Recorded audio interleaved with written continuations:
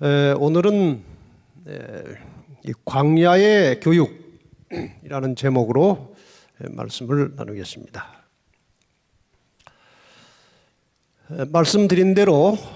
오전에 말씀드린 대로 이스라엘이 하나님의 은혜로 아무 공로 없었고 하나님 말씀에 철저하게 순종한 것도 없었고 그냥 애굽의 죄악 상태에서 살던 그 상태에서 모세가 나타나서 그들을 이끌어내고 그냥 믿음으로 따라 나와서 이스라엘이 하나님의 은혜로 구원을 받았습니다. 이 홍해를 건넌 것은 구원을 상징하는 침례를 말하는 것입니다. 이스라엘 백성들이 이 홍해를 건넌 다음에 뒤에 누가 따라왔습니까? 애굽의 군대들이 따라왔습니다. 그 애굽의 군대들도 참 믿음이 좋았어요. 저 물벽이 언제 무너질지 모르는데 그 믿음이 있으니까 따라 들어온 겁니다. 그러나 이스라엘 백성들이 다 건넌 다음에 애굽 군대들이 다 홍해 길에 들어왔을 때 물이 다시 덮쳐서 완전히 몰살했습니다. 이것은 어떤 의미에서 마지막 때에 하나님의 백성들을 죽이려 하고 공격하던 이 사탄의 무리들이 결국 멸망당할 것을 예표하고 있는 것입니다. 우리가 믿음으로 끝까지 승리하면 하나님께서 우리를 구원하시고 온 악의 세력을 마침내 멸하시게 될 것입니다.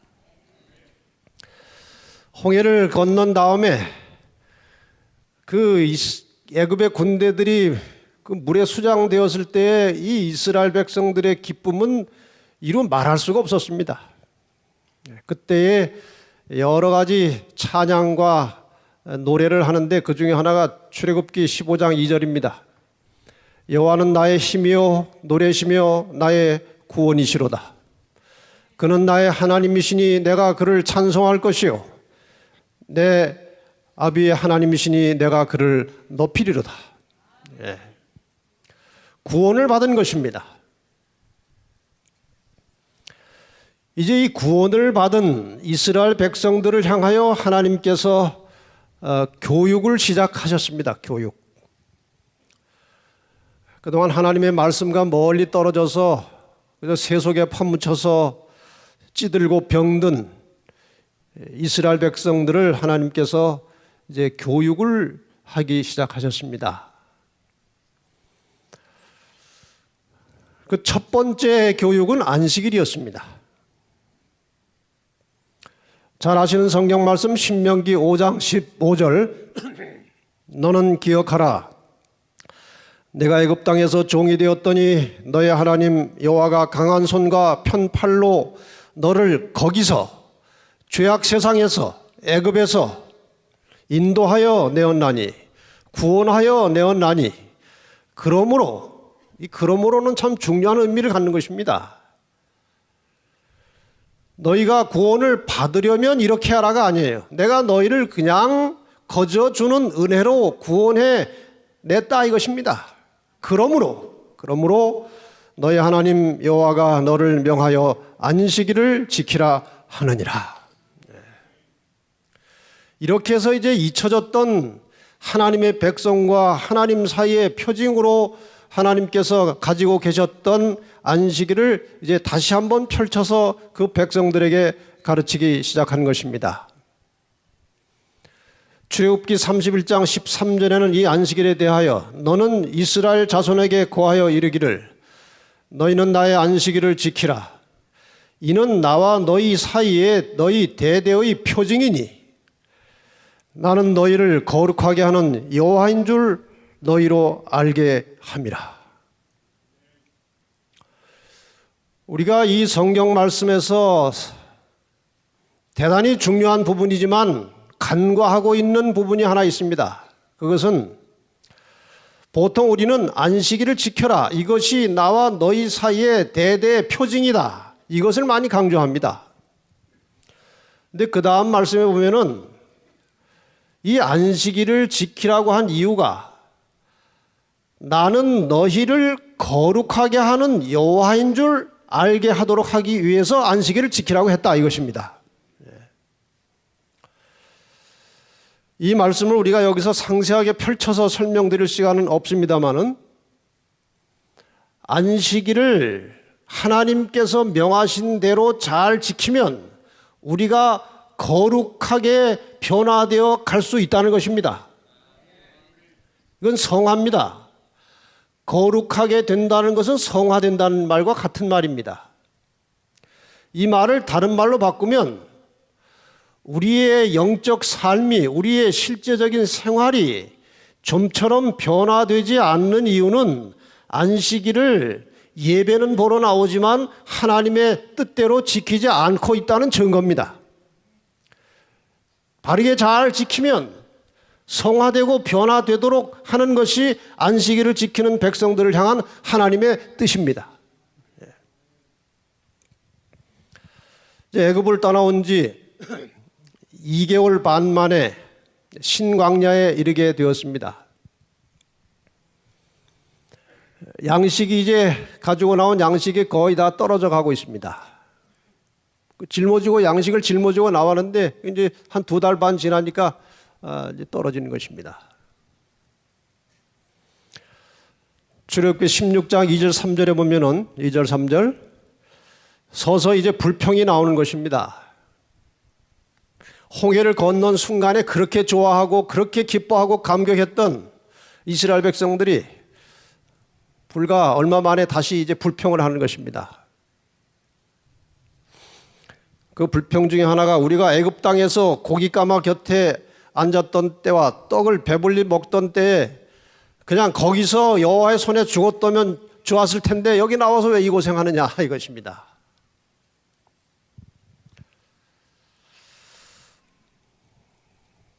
그 다음 성경절을 보면은 하나님께서 그날 저녁에 이 이스라엘 백성들의 아우성 때문에 하나님의 뜻은 아니지만 하도 그들이 원하니까 메추락이라는 고기를 주셨습니다. 그 이튿날 아침부터 만나를 내려주기 시작하셨습니다. 만나. 특별히 만나를 통해서 하나님께서는 이스라엘 백성들에게 안식일을 교육하셨습니다. 잘 아시는 대로.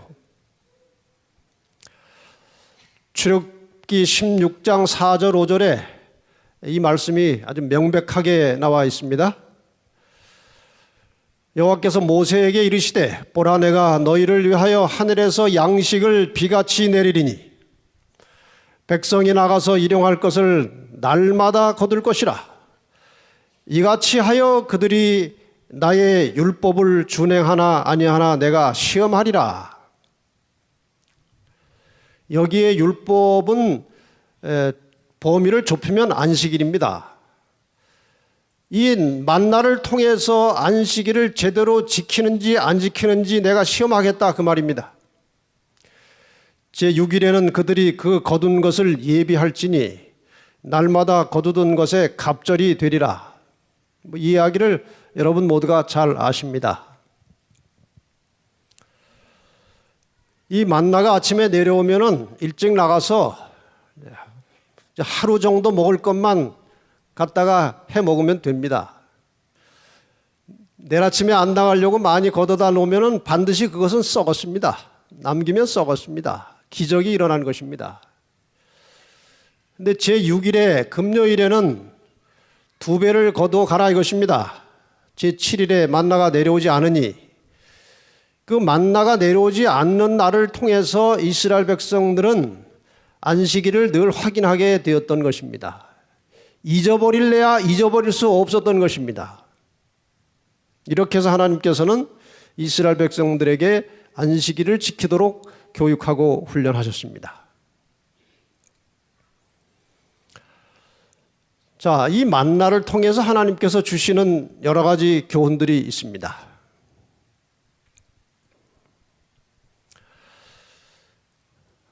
그 교훈은 조금 나중에 다른 교훈 쪽에서 더 말씀을 더 드리겠습니다.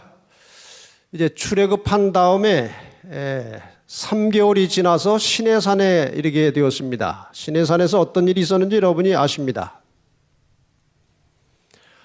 모세가 십계명을 하나님께로부터 받았습니다. 이 십계명 중앙에 하나님께서 방금 가르쳐 주셨던 안식일을 문서화해서 여기다 집어넣으셨습니다. 구두로 하시던 그 교육, 안식일을 문서로 여기다가 집어넣으신 것입니다. 하나님이 친히 손으로 기록하셔서 돌에다가. 성경의 모든 글은 다 기자들이 썼습니다. 한 가지 십계명만 하나님이 직접 쓰셨습니다. 십계명은 성경 전체를 요약해 놓은 것입니다. 그 다음에 이 돌비를 보관을 해야 되는 것입니다. 보관. 그래서 하나님께서 이 성소를 짓도록 하시고 이 돌비를 저 지성소 하나님께서 임재하시는 하나님의 존재 바로 밑에 있는 그 법궤 그 속에 돌비를 두셨습니다. 이 하나님께서 이 안식일을 다루어가는 과정이 대단히 엄숙합니다. 말로 하셨고 글로 쓰셨고 그 글로 쓴 돌비를 이 지성소에 갖다가 보관을 하도록 하신 것입니다. 하나님의 보좌와 함께.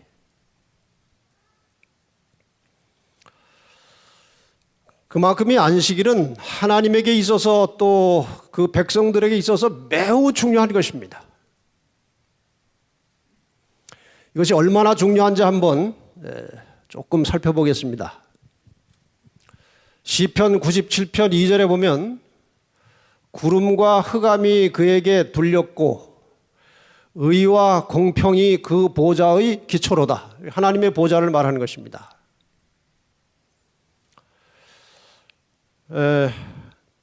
하나님의 영광이 너무나 밝기 때문에 그 뒤가 흑암처럼 보이는 것입니다.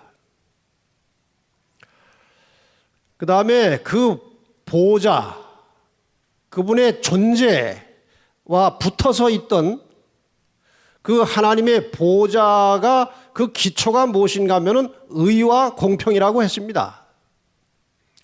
여기서 의라고 하는 것은 원어로 짜다크라고 하는 말인데 기준, 법 그런 뜻입니다. 공평이라고 하는 말은 미스파트라고 하는 말인데 이 기준에 의해서 법에 의해서 공평하게 다스리는 것을 말하는 것입니다. 이것이 하나님의 존재의 기초가 된다 그 말이에요. 그럼 과연 그 기준, 법, 의라고 하는 것이 무엇이냐 하는 것입니다. 시편 97편 6절에 보면은 하늘이 그 의를 선포하니 모든 백성이 그 영광을 보았도다. 하늘이 무엇을 그 의를 선포하니 모든 백성이 그 영광을 보았다. 지금 시편 97편은 이스라엘 백성들이 시내산 앞에서 대기하고 있는 동안에 모세가 십계명을 받는 장면을 시로 쓴 것입니다. 그래서 지금 여기 그 의를 선포할 때에 모든 백성이 그 영광을 보았다고 하는 것은 하나님께서 십계명을 선포할 때에 모든 백성이 그 광경을 보았다는 것입니다. 의는 기준, 법이에요. 의라고 하는 것은 그 법의 요구를 충족시킨 상태를 의라고 하는 것입니다. 자, 이 계명이 의가 어디 있었습니까? 지성소에서. 법궤에 있었습니다. 법궤는 법궤 뚜껑이 하나님의 보좌입니다. 법궤 뚜껑과 하나님의 임재는 연결되어 있었어요. 그래서 이 하나님의 계명과 그 계명에 기초해서 온 우주를 공평하게 통치하신 것이 하나님의 존재의 기초라 그 말이에요. 이 다른 말로 하면은 계명이 폐했다는 것은 하나님이 돌아가셨다는 것입니다. 계명이 바뀌었다는 것은 하나님이 바뀌었다는 것입니다. 그만큼 이 계명은 하나님의 존재와 직결되어 있는 것이기 때문에 아무도 거기에 손을 대면 안 되는 것입니다. 그 속에 안식일이 들어있는 것입니다.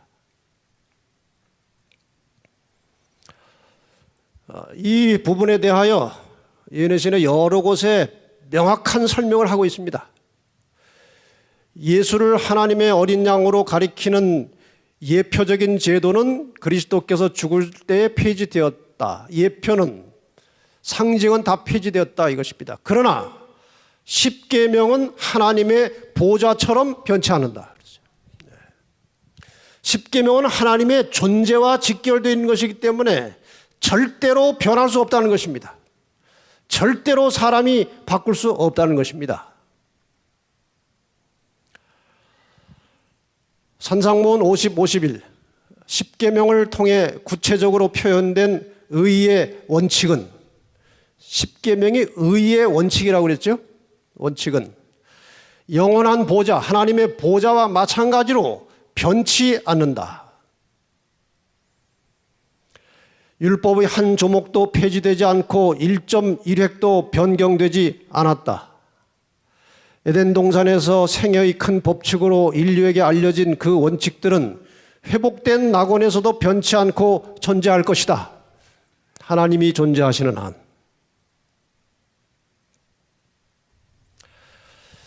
요즘에 개신교에서도 이 하나님의 계명과 안식일에 대한 관심이 점점 높아지고 있습니다. 저희가 지난번에 그 한성원 목사님의 광고를 이제 우리나라 전역에 9개 신문에 한 20회에 걸쳐서 광고를 내고 우리가 책자를 보내준다고 연락처를 밑에 놨을 때에 아주 짧은 기간 동안에 그 반응이 1,500명으로부터 왔습니다. 안식일에 대하여 알고 싶다는 것입니다. 그동안 궁금했는데 이렇게 터뜨려줘서 고맙다는 것입니다. 자료를 보내달라는 거예요. 오늘 점심 때 제가 한 분이 저를 찾아왔습니다. 어느 장로님과 찾아왔는데 그분은 장로교회 목사입니다. 그분은 스스로 성경을 연구하다가 안식일의 중요성과 확실성을 깨닫고 자기 교회 한 교인 120명 되는 교인들 앞에 안식일을 가르친 것입니다. 이것이 옳다고. 그랬더니 소수는 알아듣는데 대부분이 난리가 난 것입니다. 그래서 이분이 자기 안식일에 대한 확신을 굽힐 수가 없기 때문에 그 교회를 나왔어요. 나올 때 한 20명이 따라 나왔습니다. 그 예배를 드리다가 이런 사람 저런 사람 떨어져 나오고 지금 한 7명 남았답니다. 이제 이분이 생계가 안 돼가지고 신문 배달하고 우유 배달하고 그렇게 근근히 사는 것입니다. 진리를 위해서 인간의 어떤 것도 포기하겠다는 것입니다. 우리 교회하고 어떻게 연결이 돼가지고 지금 우리 평신도 협회에서 협력해서 그 군산 지역에 집회소를 하나 얻어줬습니다. 제7일 안식일 예수 재림교회는 아닙니다. 제7일 안식일 장로교회입니다. 장로교회 간판을 달고 안식일을 지키는 교회로 선 것입니다. 저는 앞으로 이런 교회들이 많이 생겨났으면 좋겠어요. 지금 이 마지막 때가 되니까 하나님의 계명이 서서히 펼쳐지고 들춰나고 있는 것입니다. 제가 여기에 관련된 이야기들을 많이 드릴 수 있어요. 그러나 시간이 없기 때문에 그래서 이 정도 하겠습니다. 이분이 그분입니다. 이야기 나눠보니까 공부도 많이 한 분이고 판단이 아주 명철한 분이에요. 영혼불멸 이미 다 깨달았습니다. 안식일 교회가 옳다는 것입니다. 자, 하나님께서 이제 마침내 일어나셔서 이 시대를 보고 아마도 일을 시작하신 것 같습니다. 우리 분발해서 정말 깨어서 철저하게 준비하지 않으면 아마도 자리를 빼앗길지도 모릅니다. 자리 잘 지키시기 바랍니다. 아시는 대로 이 안식일은 창조와 함께 시작되었습니다. 여섯 해 동안 하나님이 천지 만물을 창조하시고 일곱째 날 안식하셨습니다. 일곱째 날에 복을 주셨습니다. 이유는 창조하시며 만드시던 모든 일을 마치시고 이 날에 안식하심으로 일곱 날이 꾸러미가 생긴 것입니다. 일주일이 7일이라는 것은 사람들이 다 사용하고 있는 시간이지만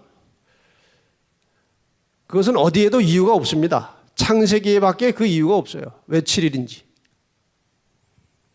하루는 지구가 자전하는 시간입니다. 그게 지구가 한 바퀴 돌고 나면 24시간이에요. 한 달은 달이 지구를 한 바퀴 공전하고 나면 한 달입니다.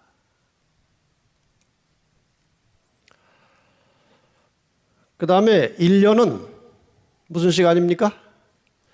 지구가 태양을 한 바퀴 크게 돌고 나면은 이제 그것이 1년입니다.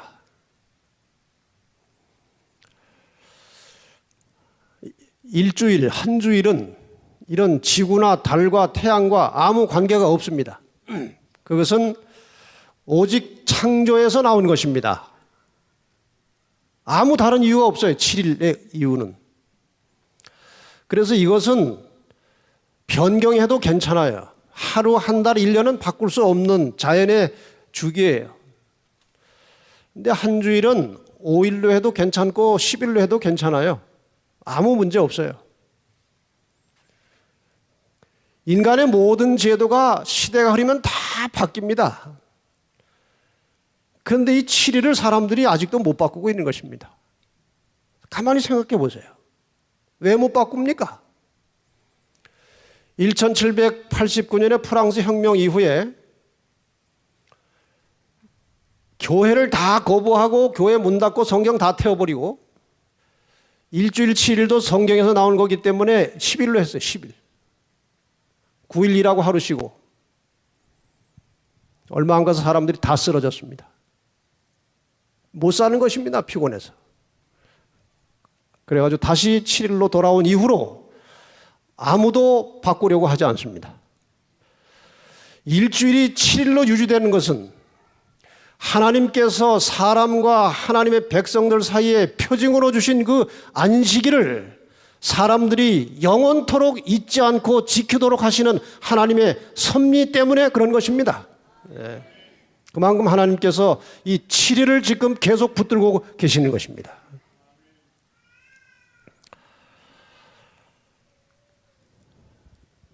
부조와 선지자 47.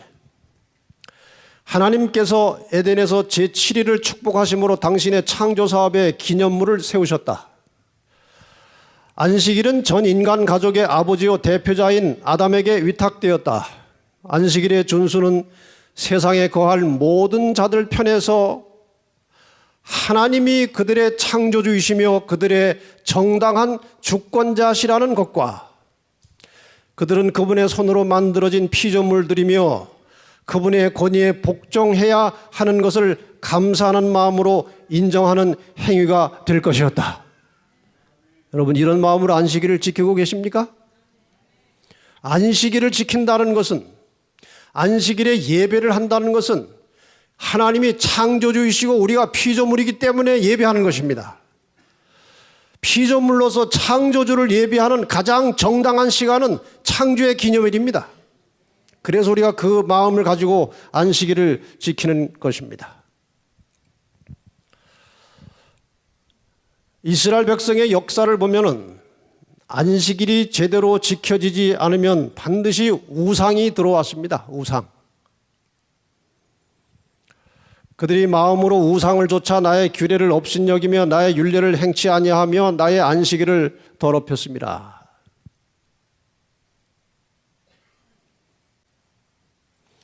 이 말씀을 잘 보시기 바랍니다. 하나님의 창조의 능력의 기념일인 안식일은 하나님께서 천지를 지으신 자임을 증거한다. 이 노란 글씨가 들어있는 이 부분을 같이 한번 읽겠습니다. 시작. 그러므로 안식일은 그분의 존재에 대한 계속적인 증거이며 그분의 위대하심과 그분의 지혜와 그분의 사랑을 상기시켜주는 방편이다. 안식일이 있다는 것은 누가 존재하신다는 증거입니까? 하나님이 존재하고 계시다는 증거입니다. 그래서 하나님이 계속 안식일을 지키도록 요구하시고 안식일을 붙드시고 보존하고 계시는 것입니다. 안식일이 항상 신성하게 준수되어 왔었더라면 무신론자나 우상 숭배자가 결코 생겨날 수 없었을 것이다. 이 말은 오늘 안식일을 지키고 있는 사람도 이 안식일로서 올바른 예배가 이루어지지 않고 그냥 토요일에 나와서 예배드리는 형식으로 끝나버리면 반드시 그 사람에게는 많은 우상들이 생길 수 있다는 것입니다.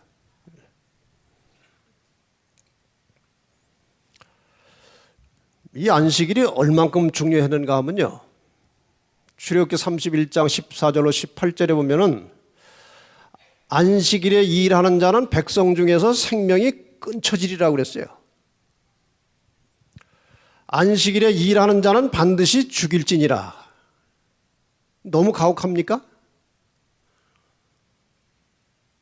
이 안식일이 얼마나 거룩하고 중요한 것인지 하나님께서 이것을 계속 강조하셨습니다. 이 하나님이 지금 변하셨습니까? 이 하나님이 지금 다른 하나님이십니까? 이 말씀을 하신 하나님이 지금 생각을 바꾸셨습니까? 아닙니다. 똑같습니다. 이스라엘 백성들에게 안식일을 이렇게 중요하게 강조하셨던 하나님은 지금도 여전히 하나님이시고 그분이 우리 하나님이십니다. 그 중요성은 변치 않았다는 것입니다. 다만 즉각적인 처벌이 있지 않을 뿐이지 중요성은 변치 않은 것입니다.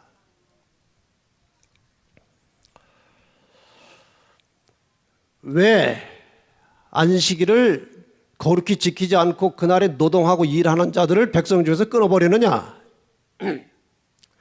출애굽기 20장 8절로 11절 안식일 계명에 대한 화이트 주석에 보면은 우리가 그 이유를 어느 정도 짐작할 수 있어요. 아담과 하와가 에덴에서 시험을 당한 것처럼 사람이면 누구나 다 시험을 받는다. 선악과가 에덴 동산 중앙에 위치해 있었던 것과 똑같이 안식일 계명은 10계명의 중앙에 있다. 이 말은 안식일이 선악과와 같은 의미가 있다는 뜻입니다. 선악과 열매에 대하여 그것을 먹지 말라, 먹는 날에는 정령 죽을까 하노라는 제안을 하셨다. 선악과를 이렇게 함부로 손대지 말라고 제안하신 것처럼 안식일에 관하여 하나님께서 그것을 더럽히지 말고 거룩하게 지키라고 말씀하셨다. 그 지식의 나무가, 선악과가 아담의 충성의 시금석이었던 것과 똑같이 넷째 계명은 하나님께서 그의 모든 백성의 충성을 증명하도록 하시려고 주신 시금석이다. 제가 오전 시간에 말씀드렸습니다. 선악과를 먹은 것은 하나님의 주권을 거부한 것입니다. 하나님과 분리되어 죽은 것입니다. 마찬가지로 안식일도 선악과와 같은 의미라고 말씀하셨어요. 그러므로 안식일을 범하는 것은 하나님의 주권을 거부하는 것이고 그래서 그냥 죽는 것입니다. 그래서 이스라엘 역사 당시에는 그냥 죽었기 때문에 처리하는 것입니다. 그만큼 이것이 중요하다는 거예요. 근데 오늘 우리는 이 안식일을 너무 경솔하게 보내고 있어요.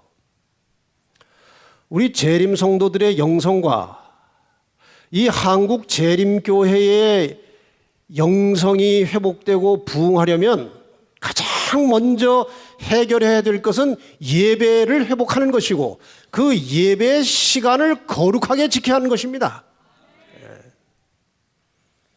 이것이 훼손되면 부흥은 오지 않습니다. 여러분의 개인의 생활 속에서나 우리 교회에서 이 안식일이 손상되거나 훼손되지 않도록 정말 전절히 기도하시고 노력하시기 바랍니다. 이것이 회복이 되면 하나님께서 이 교회에 큰 복을 내리실 것입니다.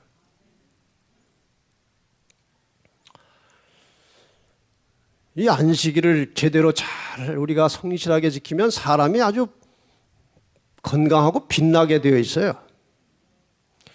이 성경이 말하는 하나님의 말씀, 하나님께서 사람들에게 요구하시는 모든 것은 사람의 유익을 위한 것입니다. 우리가 하나님 말씀 순종해서 하나님 덕 볼 것이 있습니까?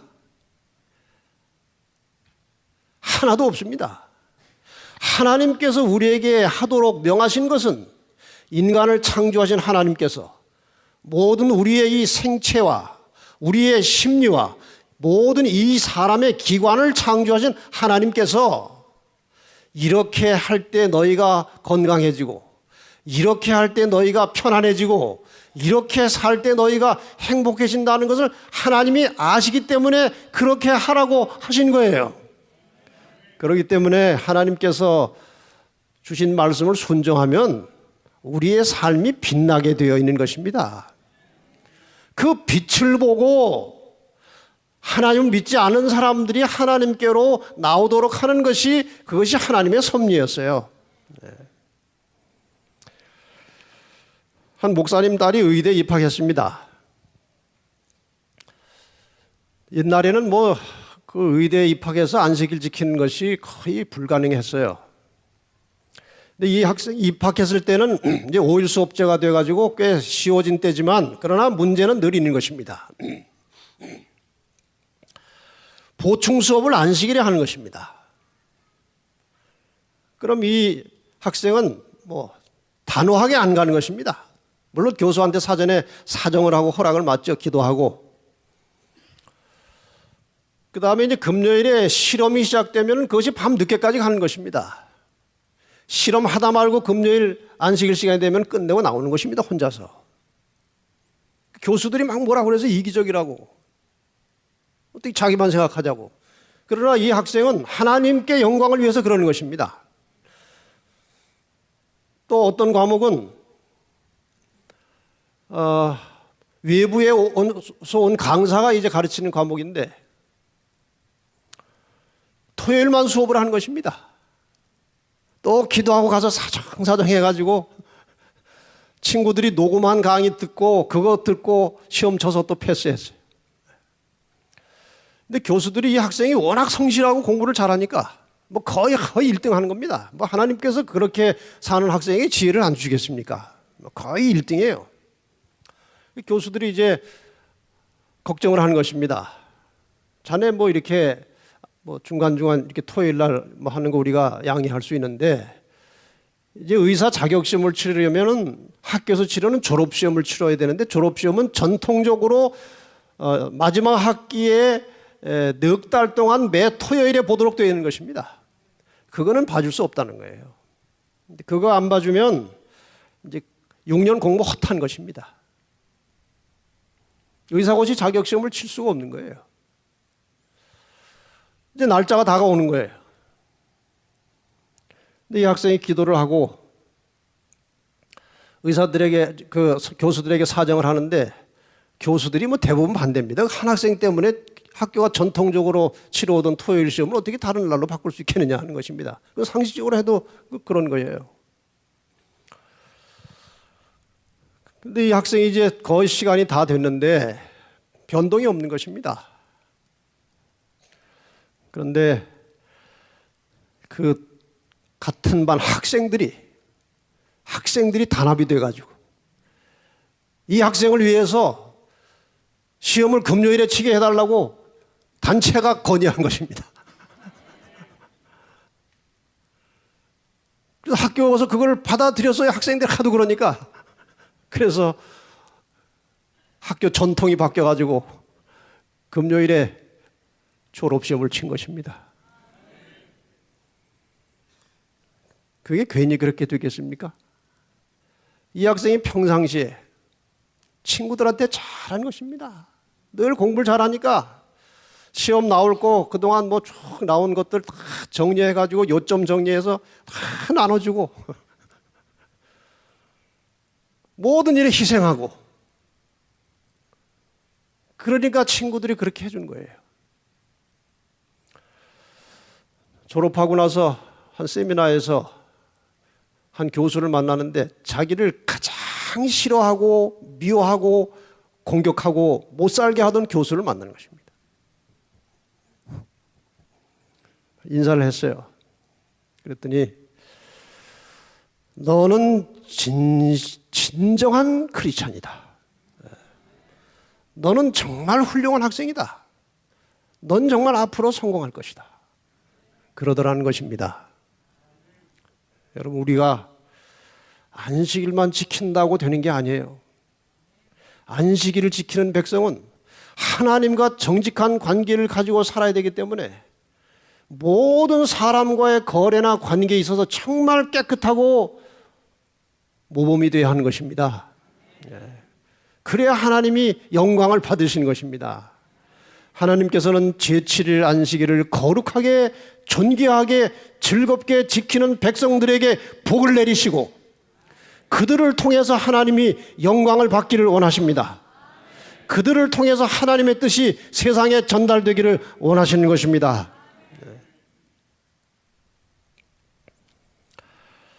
그래서 안식일은 준비하여 맞이하라고 권하십니다. 예비일에 6일째 되는 날에 구울 것은 굽고 삶을 것은 삶고 안식일을 번잡하게 보내지 말라는 것입니다. 오늘 우리 재림교회 안식일 점심 식탁이 점점 복잡해지고 있습니다. 점점 화려해지고 있어요.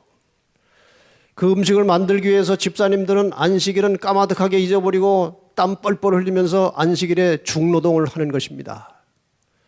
이것이 과연 하나님의 뜻인가? 여러분 생각해 보시기 바랍니다. 그렇게 안 하고도 할 수 있어요. 어떤 교회 제가 방문했더니 금요일에 음식 다 미리 준비해 놓고 그것도 간단하게 준비해 놓고 안식일에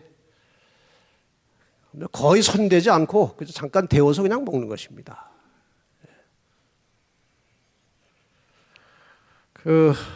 지금 교회마다 충청합회에서 이 안식일 점심 식사 좀 개혁이 일어났으면 좋겠어요. 예. 한 끼 안 먹어도 삽니다. 예? 바쁘게 일하다 보면 한 끼 안 먹을 수도 있어요. 근데 안식일에 점심 안 먹으면 마치 무슨 큰 일 나는 것처럼 그렇게 그냥 지극정성으로 차려 먹는 것이 그거 참 그렇게 좋아 보이지 않아요. 어쨌든 충청합회 한번 개혁해 봅시다. 네.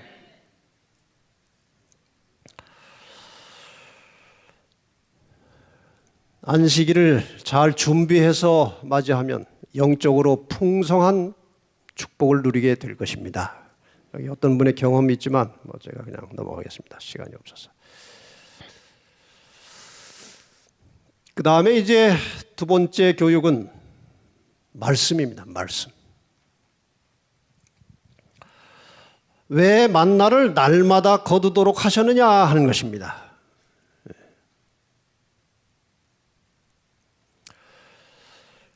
이 만나를 거두어 먹도록 하신 여러 가지 이유 중에 하나는 말씀드린 대로 안식일을 기억하여 거룩히 지키도록 하시기 위해서 그런 것이고 또 하나는 하나님을 날마다 기억하도록 하기 위해서 그러신 것입니다.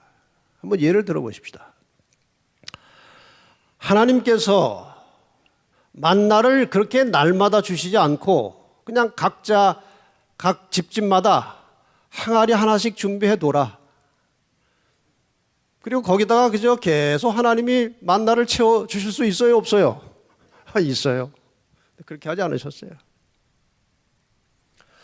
또 하나님이 만나 안 먹고도 40년 내내 배 안 고프고 영양실조 안 걸리게 하실 수 있어요, 없어요? 있어요. 실제로 이스라엘 백성들이 40년 동안 광야에서 옷과 신발이 헤어지지 않았다고 그랬어요. 먹을 것도 그렇게 할 수 있었어요. 그런데 만나를 날마다 주신 것은 어제 오후에 분명히 마당에 아무것도 없었는데 아침에 나가니까 뭐가 허옇게 내려오는 것을 보니까 누가 계신 겁니까? 하나님이 계신 것입니다. 이스라엘 백성들은 날마다 하나님이 계심을 경험으로 배우게 된 것입니다. 경험으로. 그리고 이제 만나가 내려오지 않는 그날을 안식일로 지키는 것입니다. 하나님께서는 당신의 백성을 위해 하늘에서 만나를 충분히 그리고 끊임없이 공급하여 주셨다. 이러한 공급은 그들이 하나님을 신뢰하고 하나님의 법도대로 사는 동안은 하나님께서 그들을 버리지 않으신다는 것을 그들에게 가르치시기 위함이었다. 여러분, 우리가 아무리 생활이 곤고하고 환경이 어려워도 하나님의 법도를 철저하게 순종하면 하나님이 우리를 먹이고 입혀주실 것입니다. 그건 하나님의 약속입니다. 그걸 믿고 순종하면 그 말씀이 그냥 이루어지는 것이 그것이 자연의 법칙이에요. 여러분, 자연의 법칙이라는 것이 하나님의 말씀대로 움직인다는 뜻입니다. 이 법칙은 누가 다 정하신 것입니까? 지구 돌아가도록 누가 정해놓으신 것입니까? 그 다 하나님이 정해놓으신 것이에요. 하나님이 정하신 방법대로 살면 다 살게 되어 있는 것입니다. 신명기 8장 3절에 보면은 너를 낮추시며 너로 줄이게 하시며 또 너도 알지 못하며 내 열조도 알지 못하던 만나를 내게 먹이신 것은 사람이 떡으로만 사는 것이 아니요 여호와의 입에서 나오는 모든 말씀으로 사는 줄을 너희로 알게 하려 하심이니라. 이스라엘 백성들은 만나를 보면서 하나님의 말씀을 기억하도록 하나님께서 경영하신 것입니다. 부조 297페이지에 보면은 이스라엘을 먹이기 위하여 하늘에서 내려진 만나는 이 세상에 생명을 주시러 하나님께로부터 내려오시는 그리스도를 예표하였다. 예수께서는 내가 곧 생명의 떡이로라 사람이 이 떡을 먹이면 영생하리라고 말씀하셨다.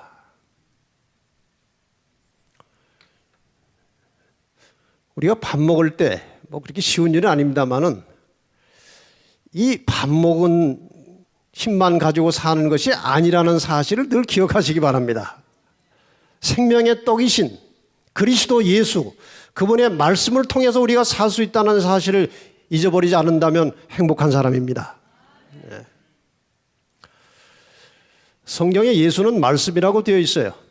요한복음 1장 1절, 4절, 14절. 태초에 말씀이 계시니라. 이 말씀이 하나님과 함께 계셔서 이 말씀은 곧 하나님이시니라. 4절. 그 안에, 그 말씀 안에 생명이 있었으니 이 생명은 사람들의 빛이라. 14절. 말씀이 육신이 되어 우리 가운데 거하심에 우리가 그 영광을 보니 아버지의 독생자의 영광이요 은혜와 진리가 충만하더라. 예수 그리스도, 그분은 말씀이라고 하셨습니다. 성경은 하나님의 사상과 뜻과 생각이 글로 표현된 것이고 예수는 하나님의 사상과 뜻과 생각이 모양으로 나타난 분입니다. 그래서 예수 그리스도는 말씀이에요. 말씀은 그리스도이십니다. 예수를 믿는다는 것은 그분의 말씀을 믿는다는 것입니다. 예수를 영접한다는 것은 말씀을 받는다는 것입니다. 예수를 깊이 생각한다는 것은 말씀을 깊이 명상한다는 것입니다. 예수와 동행한다는 것은 말씀에 순종하는 삶을 사는 것입니다. 예수님의 생명력과 능력이 말씀 속에 들어 있으므로 말씀에 순종할 때 우리의 삶을 통해서 그분의 생명과 능력이 나타나는 것입니다.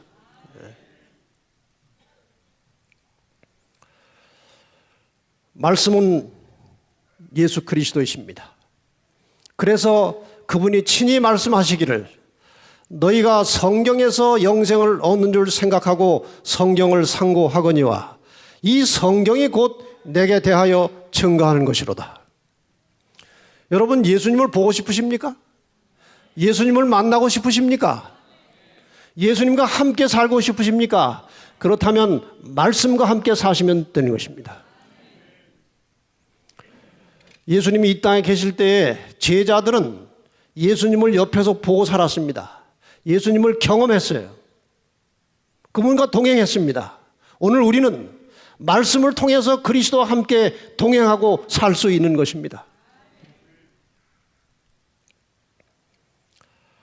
히브리 4장 12절 하나님의 말씀은 살았고 운동력이 있어서 좌우의 날선 어떤 검보다도 예리하여 혼과 영과 및 관절과 골수를 찔러 쪼개기까지 하며 또 마음의 생각과 뜻을 감찰하나니 하나님의 말씀은 살았고 운동력이 있다고 그랬습니다. 느끼십니까? 여러분이 작년에 성경 읽을 때와 금년에 성경 읽을 때 감정이 똑같습니까? 다릅니까? 다른 거예요. 달라요. 뭐 작년 올해까지 갈 것도 없어요. 어제 읽었던 성경절이 오늘 또 새롭게 느껴지는 것입니다. 생명이 있다는 것은 한순간도 멈춰 있는 것이 아니에요. 끊임없이 움직이는 것입니다. 말씀이 생명이 있기 때문에 우리가 볼 때마다 다르게 비춰오는 것입니다. 우리의 필요에 따라서 마음 상태에 따라서 환경에 따라서 말씀은 새롭게 살아서 움직여 우리의 심령을 꿰뚫고 들어오는 것입니다. 말씀은 살았고 운동력이 있는 것입니다. 요한복음 6장 63절에 그 이유가 나와 있습니다. 살리는 것은 영이니 육은 무익하니라. 내가 너에게 이른 말씀이 영이요 생명이라. 주님께서 중풍병자를 살려내셨습니다. 그 중풍병자를 살려내신 것과 예수님의 말씀과 관련하여 여기에 아주 감명적인 말씀이 기록되어 있습니다. 시대소망 269페이지입니다. 그 썩어가는 육체의 건강을 회복시키는 것은 창조의 능력 못지않은 능력이 요구되었다. 땅에 티끌로 만든 사람에게 말씀으로 생명을 주신 그 같은 음성이 죽어가는 중풍병자에게 생명을 말씀하신 것이다.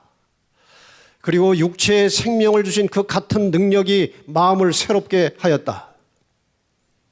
창조시에 말씀하심에 이루었으며 명하심에 견고히 서게 하신 그분께서 허물과 죄악으로 죽었던 영혼에게 생명을 말씀하셨다. 육체를 고치신 것은 마음을 새롭게 하신 능력의 증거였다. 여러분, 하나님의 말씀을 능력으로 받아들이고 이것이 우리의 심령 속에 생활 속에 생명으로 작동할 때 우리의 영과 육의 변화가 오는 것입니다.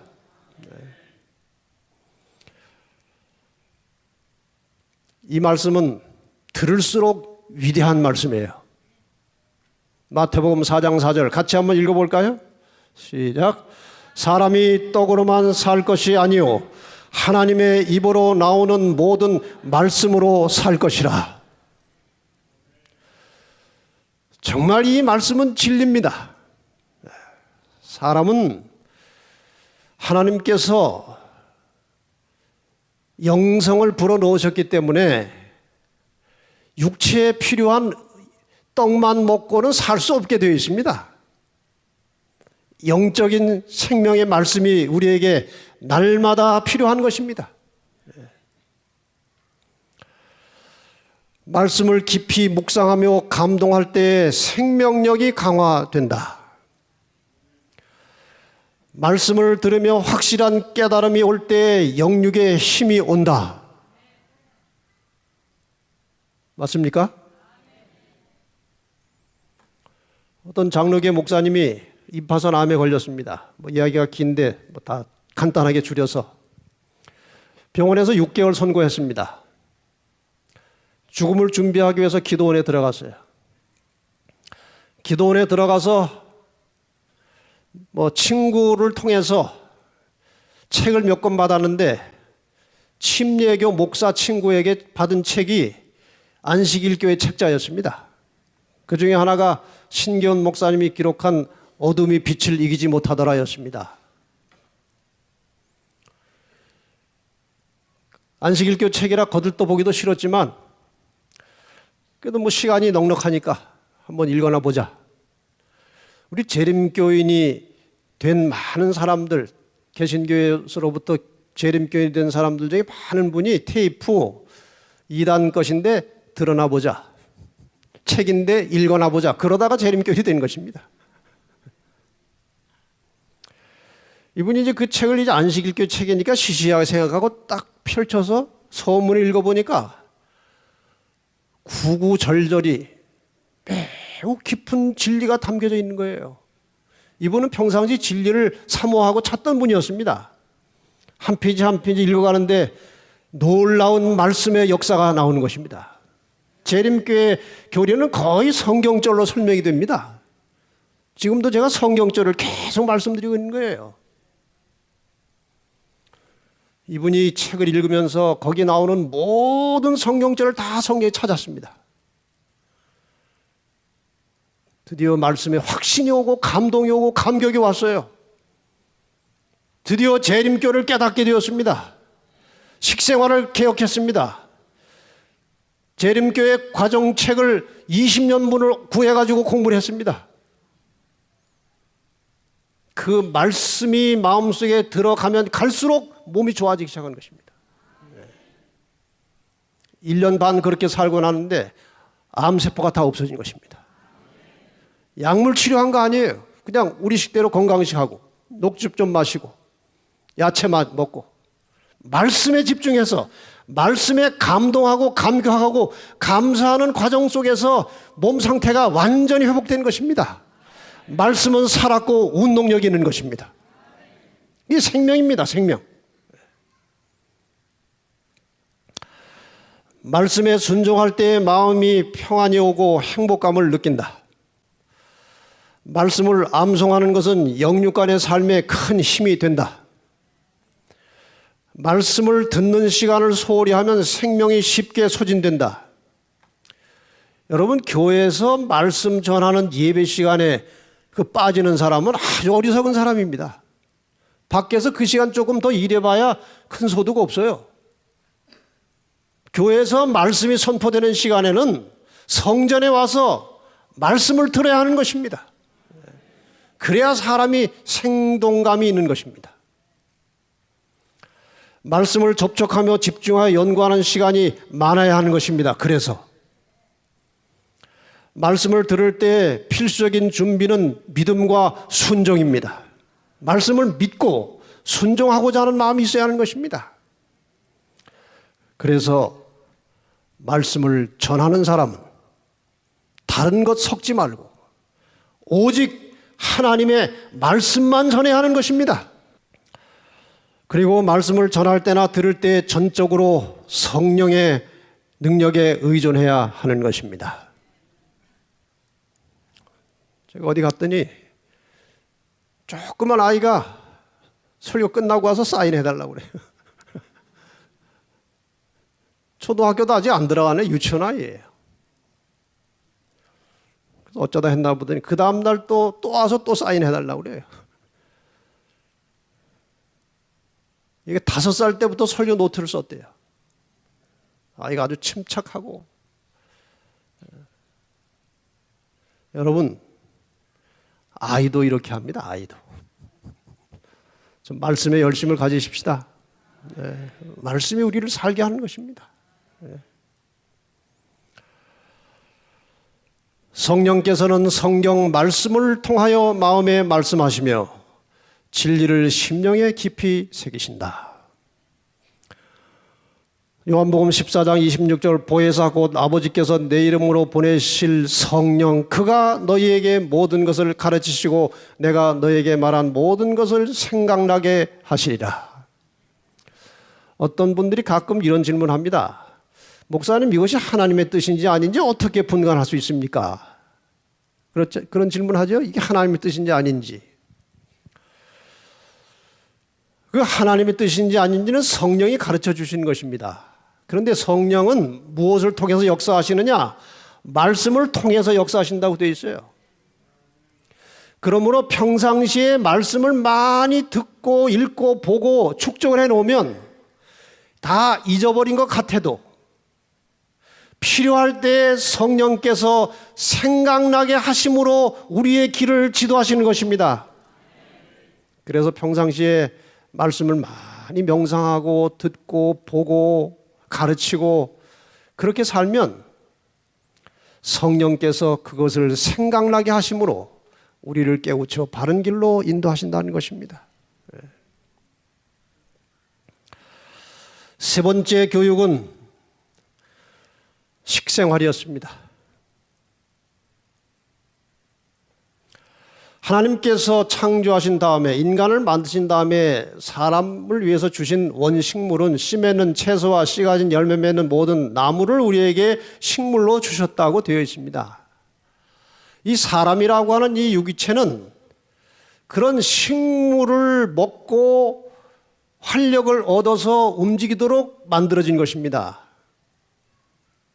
원래 구조가 그것입니다. 그래서 우리 위장 구조나 이 치아 구조가 초식 동물의 구조와 똑같습니다. 그러니까 이 육식 동물은 장이 짧고 송곳니가 발달되어 있어요. 초식 동물은 이가 맷돌 구조로 되어 있고 장이 길게 되어 있습니다. 그러니까 이가 맷돌 구조고 장이 길면 그런 사람은 초식을 해야 되는 것입니다. 혹시 여러분 중에 송곳니가 발달되어 있고 장이 짧은 분이 계시면 고기를 먹어야 됩니다. 그렇지 않으면 초식을 하는 것이 원래 창조주의 섭리예요. 그런데 홍수 때에 홍수가 끝나고 물이 마르고 난 다음에 식물이 하나도 없어진 것입니다. 그래서 방주에 들어간 정결한 동물 중에 잠시 동안 먹으라고 산 동물을 식물로 주셨습니다. 이렇게 보조 식물이 허락된 이유는 말씀드린 대로 원식물이 모든 물에 잠겼기 때문에 잠시 주신 것이에요. 원식물이 이제 나오기 시작한 뒤에도 보조식물을 먹어야 하는가? 그럴 필요가 없는 것입니다. 자, 음식 377. 행복하고 건강한 백성으로 가나안 땅에 안주시키는 것이 당신의 하나님의 목적이셨다. 그분께서 이것을 성취하시고자 하신 방법을 살펴보자. 그분은 그들에게서 과감히 육식을 제거하셨다. 광야 생활 속에서 하나님께서는 과감하게 육식을 제거하셨습니다. 그분은 그들의 부르짖음에 대한 응답으로 시내산에 이르기 바로 전에 그들에게 고기를 허락하셨다. 그러나 고기는 오직 하루만 주셨다.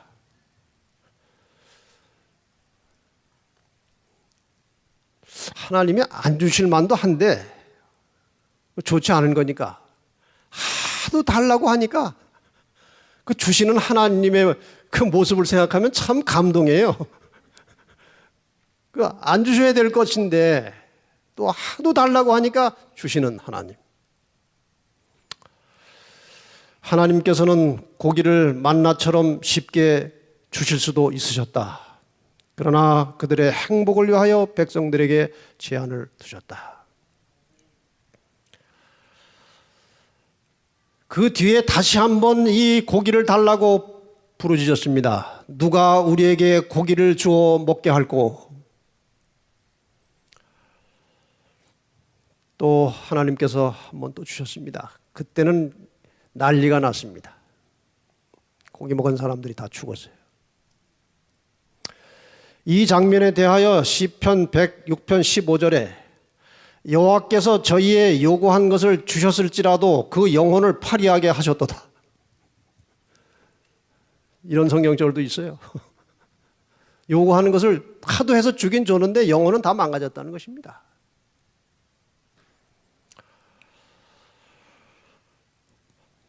하나님께서 배도한 이스라엘에게 육식을 주셨지만 그분의 저주가 이에 수반되었다. 그들의 이 사이에 저들이 갈망하던 살고기가 있는 동안에 저들 중 수천 명이 죽었다. 우리에게는 고대 이스라엘의 본이 있으며 그들이 그들처럼 행하지 말라는 경고를 받고 있다. 자, 육식의 피해가 무엇인지 우리가 너무나 잘 압니다. 혈액을 중독시키고 위장을 부패케 하고 각종 질병을 유발합니다.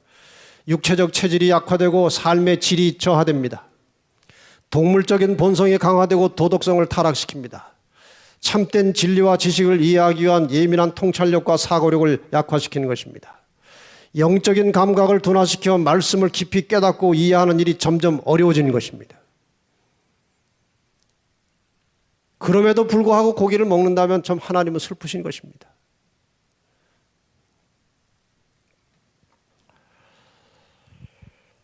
음식 102페이지입니다. 그대가 필요로 하는 것은 보다 적은 현실적인 음식이며 보다 많은 영적 음식, 즉 생명의 떡이다. 그대의 식사가 단순하면 단순할수록 그대에게 더욱 좋을 것이다.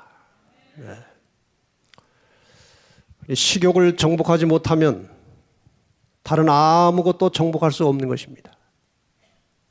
우리가 최초로 정복해야 할 대상은 식욕입니다.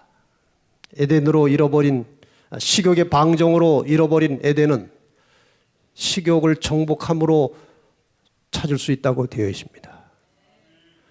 에덴으로 가기를 원하시면 우리 식욕을 정복하고 하나님이 주신 깨끗한 식물을 먹고 건강하고 건전하고 온전하게 사는 재림 성도들이 되시기를 바랍니다. 끝으로 광야의 교육 네 번째는 인내와 믿음이었습니다. 하나님께서는 이스라엘 백성들을 단련하셨습니다. 가는 길목에 홍해를 가로놓아서 절망에 빠지게 하셨고 목마를 때 간신히 발견한 물이 쓴 물이었습니다. 지도자 없이 40일을 스스로 지내도록 하셨어요. 그저 한 주일 정도면 갈 수 있는 길을 먼 길로 돌아가게 하셔서 40년의 광야 생활을 하게 하셨어요. 무더운 광야에서 갈증을 경험하도록 허락하셨습니다. 뱀이 나와서 물어서 많은 사람들이 죽임을 당했습니다. 가나안 족속들이 너무 크고 강해서 좌절하였습니다.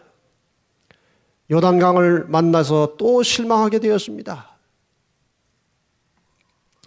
그러나 이 모든 고난을 마침내 하나님께서 다 해결해 주셨습니다. 그 해결해 주실 것을 왜 미리 허락하셨느냐 하는 것입니다. 그들은 난관을 만나고 궁핍을 견디는 것이 필요했다. 그래서 하나님께서 그들을 훈련하고 계셨던 것입니다. 마찬가지로 오늘 하나님께서 그분의 백성들을 훈련하십니다. 우리에게 많은 고난이 있어요. 내가 하나님 잘 믿고 있는데 왜 이런 시련이 올까? 그런 일들이 많이 일어납니다. 지금 여기 앉아 계신 모든 분들 한 사람 한 사람 얘기 들어보면은 고난이 없는 분이 없을 것입니다. 다 개인의 고민이 있고 고통이 있고 아픔이 다 있는 것이에요. 하나님께서 왜 이것을 허락하시느냐 하는 것입니다. 하나님이 주시는 것이 아니고 사단이 줄 때 대부분 막아주시다가 종종 허락하십니다. 그리스도인들은 고난과 역경 중에서도 인내하며 즐거워할 줄 알아야 합니다. 이것을 배우는 게 신앙이에요. 그래서 그리스도인들은 고난과 시련이 닥칠 때 그 역경을 극복할 수 있는 믿음을 주시고 시련을 통해서 배워야 할 교훈을 깨닫게 해달라고 기도하시기 바랍니다. 고난이 오면 이 고난을 극복할 수 있도록 믿음을 달라고 기도하시고 이 시련을 통해서 하나님께서 나에게 주시는 교훈이 무엇인지 깨달아서 내가 변화되고 단련될 수 있도록 해달라고 기도하시면 그 모든 고난을 극복할 수 있는 것입니다. 그래서 어떤 환경에서도 불평하거나 실망하거나 신앙을 포기하지 말고 긍정적으로 대처하는 지혜를 가지고 마지막까지 우리가 살아남기를 하나님이 원하시는 것입니다.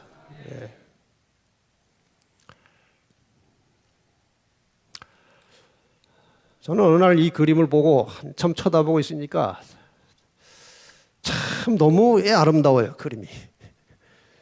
이 아이가 너무 가난해가지고 지금 쓰레기 더미에서 뭘 먹을거리를 뭐 이런 걸 찾고 있는 아이예요, 자기 동생하고 같이. 그런데 아주 행복하게 웃는 것입니다. 어떻습니까? 여러분, 저 아이보다 더 불행하십니까? 쓰레기 더미에도 꽃은 핍니다. 바위에서도 소나무가 자랍니다. 가난과 궁핍 속에서도 저 아이처럼 행복할 수 있는 것입니다.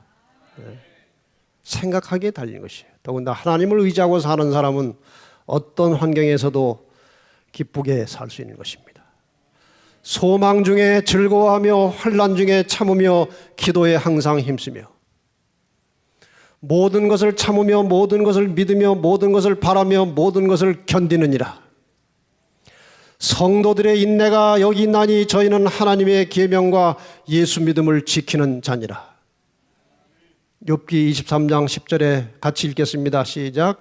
나의 가는 길을 오직 그가 아시나니 그가 나를 단련하신 후에는 내가 정금같이 나오리라.